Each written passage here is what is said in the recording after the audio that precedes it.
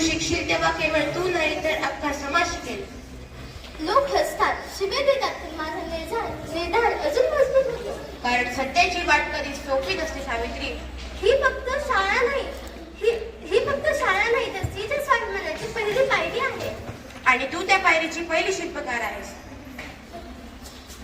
आज मला अपमान सहन करावा लागतो, पण उद्या हाच समाज मुलींना मान देईल. इतिहास तुझी साक्ष देईल सावित्री. जर मला एकटीला जरी लढावं लागलं तरी मी मागे हटणार नाही.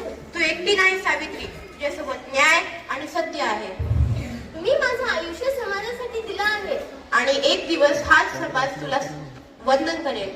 शिक्षण म्हणजे फक्त अक्षरज्ञान नाही, ते आत्मसन्मान शिकवतं. आणि तू त्या शिक्षणाची ज्योत आहेस. बर, आता मी शाळेत जाते. हीच ती सावित्री जी मुलींना शिक्षण देते.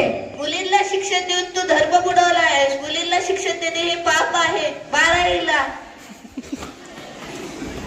माझ्या कामात अडथळे आली तरी मी थांबणार नाही.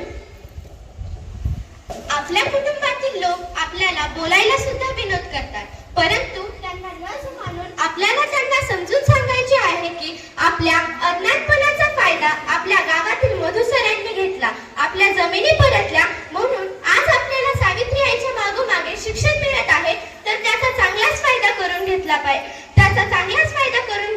पाहिजे. यातून आपल्या कुटुंबाचे व सावित्रीआईचे नाव मोठे होईल. आई आल्या. आई, तुम्हाला यायला एवढा उशीर का बरं झाला? वाटेत पाऊस पडत होता म्हणून थोडा उशीर झाला. तशी मगाशीच आले होते, पण बघत होते माझ्या लेकी कशा प्रार्थना म्हणतायत. आई, काही चुकलं का ग आमचं? तुमचं काय चुकणार? वर्गात शिक्षिका नव्हत्या तरी वर्ग कसा होता हे बघत होते, आणि हे बघून मला खूप आनंद झाला. आणि हे काय, हा चिक्कल कसला? हा साडी तर खूपच घाण झालीये. मी तुम्हाला सांगितलं ना की पाऊस पडत होता म्हणून मी एका झोपडीत गेले होते, आणि तुम्हाला माहितीये ना झोपडीत चिखल असतो. आई, अहो तुमच्या डोक्यातून रक्त येतंय, मला काहीतरी वेगळंच वाटतंय. अगं वेगळं काही समजू नकोस. मी ज्या जागेवर उभी होते त्याच जागेवरून तराजू माझ्या डोक्यात पडले, त्यामुळे थोडेसे रक्त निघाले. आई, मग तुमच्या डोळ्यात अश्रू का? नाही ग, हे माझे आनंद अश्रू आहेत, पण लक्षात ठेवा शिक्षणाशिवाय स्वातंत्र्य अपूर्ण आहे. म्हणूनच शिका, संघटित व्हा आणि संघर्ष करा. समाजाला दिलेली ज्ञानाची सावली, धन्य ती क्रांती ज्योती सावित्री माऊली, धन्य ती क्रांती ज्योती सावित्री माऊली. सावित्री, तुझ्या लेखींच्या पंखात आज आकाशात झेप घेण्याचे बळ आहे. सावित्री, तुझ्या लेखींच्या पंखात आज आकाशात झेप घेण्याचे बळ आहे. हे तुझ्या ज्ञानदानाच्या कार्याचे फळ आहे. आज आपल्याला सावित्रीबाईच्या कार्यांमुळे कर्तृत्ववान महिला पाहायला मिळतात. आनंदीबाई जोशी बनले आहे. आनंदीबाई जोशी या भारतातील पहिल्या महिला डॉक्टर होत्या.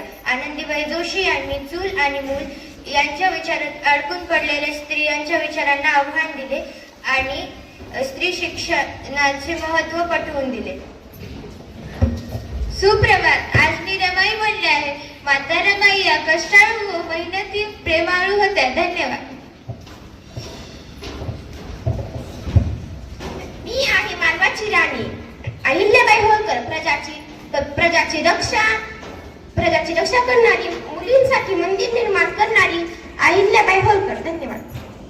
सुप्रभात. मी सुधा मूर्तीचे असे म्हणणे होते, सुंदर चेहरा असून ते नव्हे तर सुंदर मन असावे, सुंदर विचार असावे आणि सुंदर आत्मा असावी. धन्यवाद. रंगों की जरूरत होती है, फूलों को रंगों की जरूरत होती है, चांद को तारों की जरूरत होती है, चांद को तारों की जरूरत होती है, और हम जैसे लड़कियों को सावित्रीबाई जैसे एक महान स्त्रियों की जरूरत होती है. नमस्कार. मी आज म्हणलेले आहे इंदिरा गांधी हे पहिले प्रधानमंत्री होते. मी फक्त सत्ता मिळवण्यासाठी राजकारणात आले नाही. मी आले आहे या देशातील सामान्य माणसाच्या डोळ्यातील स्वप्न पूर्ण करण्यासाठी. गरिबी हटाव हा फक्त नारा नाही, तो प्रत्येक उपाशी पोटाचा आक्रोश आहे. देशातील एकता आणि अखंडता माझ्या सर्वोच्च आहे. त्यासाठी मला कठोर निर्णय घ्यावे लागले. पण राष्ट्राच्या भविष्यासाठी आवश्यक होते. मला भीती वाटली नाही कारण मी सत्याच्या आणि जनतेच्या बाजूने उभी आहे. जो नेता जनतेसाठी जगतो तोच इतिहासात अमर होतो. धन्यवाद.